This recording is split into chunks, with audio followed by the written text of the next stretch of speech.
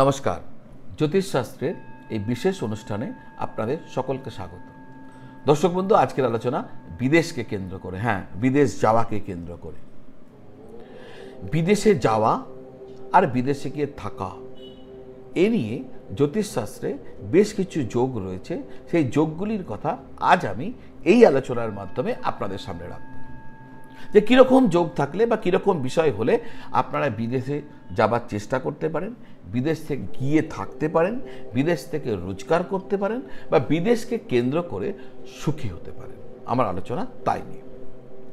মূল আলোচনায় যাবার আগে যারা আপনারা আমাকে আপনার কুণ্ডলী দেখাতে চাইছেন, জ্যোতিষীয় বিভিন্ন বিষয়ের প্রতিকার জানতে চাইছেন, প্রতিবিধান জানতে চাইছেন, কোনো জ্যোতিষীয় জিজ্ঞাসার উত্তর চাইছেন, তাহলে আপনারা আমার সাথে যোগাযোগ করতে পারেন। যে নাম্বার দেওয়া রয়েছে স্ক্রিনে 9830564500, ওই নম্বরে ফোন করে বা হোয়াটসঅ্যাপ করে যোগাযোগ করবেন। আমাকে আমার অফিস থেকে আপনাকে উত্তর দিয়ে দেবে কিভাবে আপনারা আমার সাথে অনলাইনে যোগাযোগ করতে পারবেন বা সামনে এসে দেখা করে কথা বলতে পারবেন। তো আপনারা যদি মনে হয় আমার সাহায্যের প্রয়োজন রয়েছে, পরামর্শের প্রয়োজন রয়েছে, তাহলে এইভাবে যোগাযোগ করতে পারেন। আসা যাক আজকের মূল আলোচনা হচ্ছে যে বিদেশে যাওয়ার যোগ, বিদেশে থাকার যোগ, বিদেশে যাওয়ার মতন পরিস্থিতি আমার কুণ্ডলিতে আছে কিনা সেটা বোঝা যাবে কি দেখি।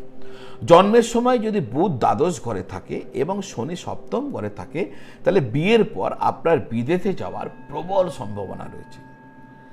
এই যোগ যদি কুণ্ডলিতে শক্তিশালী অবস্থানে থাকে, তাহলে আপনি আপনার সঙ্গীর মাধ্যমে বিদেশে যাওয়ার স্বপ্নকে পূর্ণ করতে পারেন। আপনার বিয়ে হলো, হতে পারে আপনি মহিলা, আপনার স্বামী বিদেশে কাজ করছেন, আপনার বিয়ে হলো আর বিয়ের পর আপনি স্বামীর সাথে বিদেশ চলে গেলেন, এমন হতে পারে।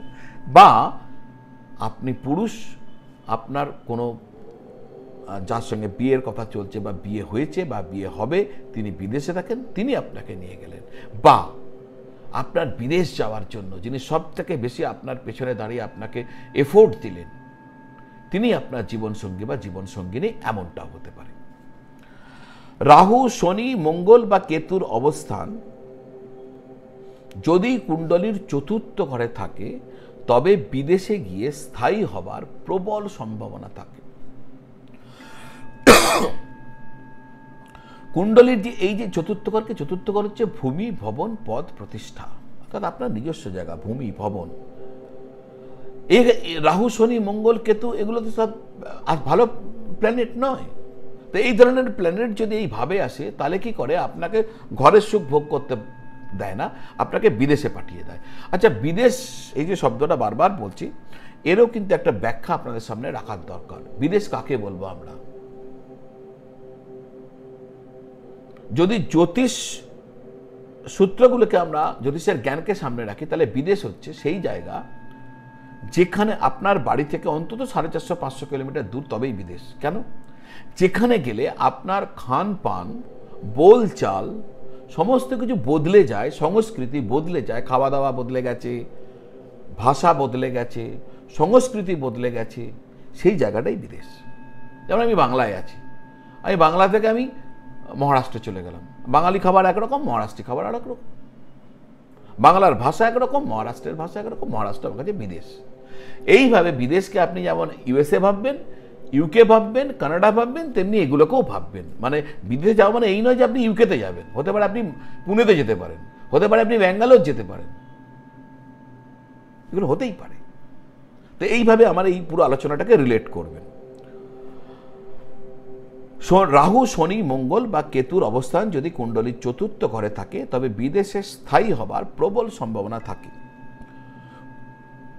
কুণ্ডলীর এই ঘরটি আপনার জন্মস্থানের প্রতিনিধিত্ব করে, তাই এখানে যদি অশুভ গ্রহের সংমিশ্রণ তৈরি হয়, তাহলে জন্মস্থান থেকে ব্যক্তি দূরে চলে যায়। বৃহস্পতি যদি কুণ্ডলীতে অনুকূল অবস্থানে থাকে, তাহলে এই যোগ আরও শক্তিশালী হয়ে ওঠে। কুণ্ডলীতে পঞ্চম ঘর এবং দ্বাদশ ঘরের অধিপতিদের মধ্যে যদি অনুকূল সম্পর্কের সম্পর্ক হয়, দ্বাদশ ঘর আর পঞ্চম ঘরের মধ্যে যদি অনুকূল সম্পর্ক স্থাপন হয়, তাহলে কিন্তু ব্যক্তি বিদেশে যায় পড়াশোনা করার জন্য। পঞ্চম ভাব অধ্যয়নের ভাব, দ্বাদশ ভাব হচ্ছে বিদেশের ভাব, দুটোর মধ্যে কানেকশন, তাহলে ব্যক্তি পড়াশোনার জন্য, হায়ার স্টাডির জন্য বিদেশে যায়। এবং যারা এরকম কানেকশন যোগ রয়েছে তারা যদি বিদেশে গিয়ে পড়াশোনা করার চেষ্টা করে নিশ্চয়ই সফল হবে। রাশিফলের ক্ষেত্রে যদি দশম ঘর এবং দ্বাদশ ঘর অর্থাৎ 12 নম্বর আর দশম ঘরের মধ্যে যদি কোনো কানেকশন হয়, দশম ঘর কর্মের ঘর, দ্বাদশ ঘর হচ্ছে বিদেশের ঘর। তো 10th 12 কানেকশন হলে ব্যক্তিকে কর্মের কারণে বিদেশ যায়, আর যদি সে বিদেশে যায়, গিয়ে বিদেশে কাজ করে তাহলে খুব সফল হয়, বা বিদেশকে কেন্দ্র করে কাজ করে, বা বিদেশে এমন হতে পারে এমন প্রচুর মানুষ যারা এখানেই কাজ করছেন, তার কোম্পানিটা বিদেশি, তার টাকা তাকে যিনি দিচ্ছেন তিনি বিদেশে থাকেন, তো বিদেশি কোম্পানি, এটাও কিন্তু আমরা দেখেছি। কুণ্ডলীর 12 নম্বর বিদেশ ভ্রমণের সাথে সম্পর্কিত। চন্দ্রকে প্রধানত বিদেশ ভ্রমণের জন্য দায়ী বলে মনে করা হয়। দশম ঘর একজন ব্যক্তির জীবিকাকে প্রকাশ করে। বিদেশ ভ্রমণের জন্য বা সেখানে চাকরি বা পড়াশোনার জন্য যদি দ্বাদশ ঘরে চন্দ্র আর যে দশম ঘরে শনি অবস্থান করে তাহলে কিন্তু সফল, অনেক এটা ভালো কম্বিনেশন। বিদেশে যাওয়ার জন্য সবথেকে গুরুত্বপূর্ণ হলো কুণ্ডলিতে আপনার প্রথমে দেখতে হবে যে বিদেশ যাত্রার যোগ আছে কিনা। অনেকের ইচ্ছা থাকে খুব যাব, কুণ্ডলিতে নেই, যোগ না থাকলে আপনি যাবেন কি করে? তাহলে দেখতে হবে যোগ আছে কিনা। ব্যক্তির কুণ্ডলিতে ষষ্ঠ ঘরে চন্দ্র থাকলে বিদেশ ভ্রমণের সম্ভাবনা কিন্তু অনেক গুণ বেড়ে যায়। রাহুর অবস্থান বিদেশ ভ্রমণের সম্ভাবনা করে দেয়। রাহুকে ছায়াগ্রহ বলে মনে করা হলেও রাহু কুণ্ডলীর ভাগ্যস্থানে যদি বসে থাকে, দেখুন যাদের কুণ্ডলিতে রাহু ভাগ্যস্থানে বসে আছে একবার না একবার বিদেশ গেছেন। আবার বলছি বিদেশ বলে কিন্তু ইউকে, আমেরিকা, কানাডা, ইউএসএ এগুলো ভাববেন না। আপনার জন্মস্থান থেকে 450 থেকে 500 কিলোমিটার দূরই হচ্ছে আপনার ক্ষেত্রে বিদেশ, জ্যোতিষের আঙ্গিকে। তো যাদের কুণ্ডলিতে রাহু ভাগ্যস্থানে বসে আছে তাদের জীবনে একবার না একবার বিদেশ যাত্রা তো ঘটেই।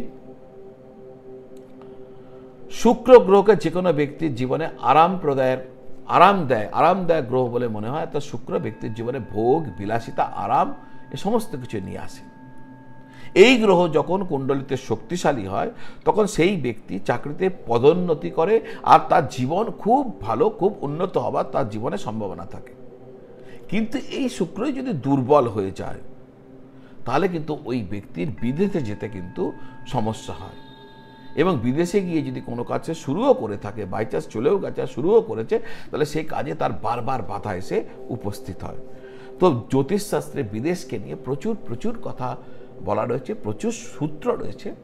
আজকে ছোট্ট আঙ্গিকে আমি আপনাদের সামনে কিছু সূত্র রাখলাম। অনেক সূত্র এখনো আলোচনার বাইরে রয়ে গেল, কোনো একদিন সেগুলো আপনাদের সামনে রাখবো। তা আজ এই পর্যন্ত।